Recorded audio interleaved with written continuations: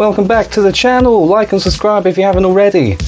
Today what I'm going to be doing, I'm just going to go over RFID implants and what you can actually do with them.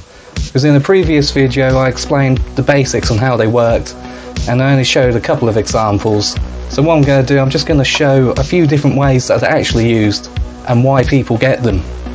Alright, let's get to it. Okay, so the first reason people might get an RFID implant is to replace their keys. Because with some doors you can unlock them using an RFID tag or an NFC tag if you'd like. So people get them so they can get into the houses, or maybe they've got a smart padlock on something. It's good for lockers and it just means you don't have to have your keys on you all the time.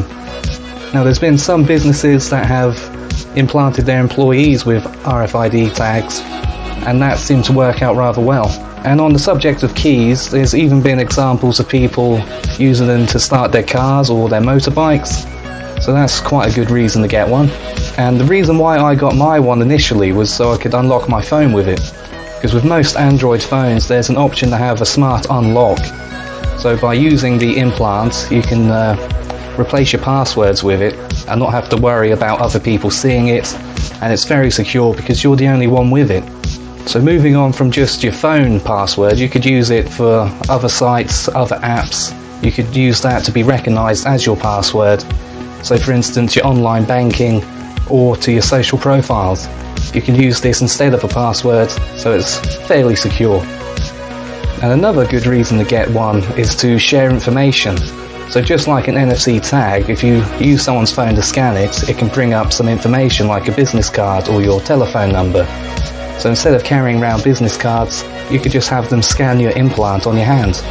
So it's a good way to network and not have to worry about carrying any business cards. Now there is a little bit of space on the actual chip itself, so you could use it to store some basic information. So possibly you could use it to save, let's say, your medical information. As long as someone knows that you've got the implant, they can use that to scan it and bring up the information you want to show. So that's quite a handy thing to have. So depending on the kind of implant you have, you might even be able to set up a credit or a debit card on it. So it could replace those and you could pay for things in stores with it using the contactless feature most places have nowadays.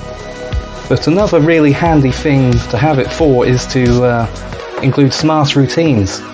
So by scanning your hands you could, I don't know, set the lights to turn on at home, or you could have it to close your blinds, whatever you got set up. Okay, so that's the main basic features and some of the reasons why people get RFID implants done.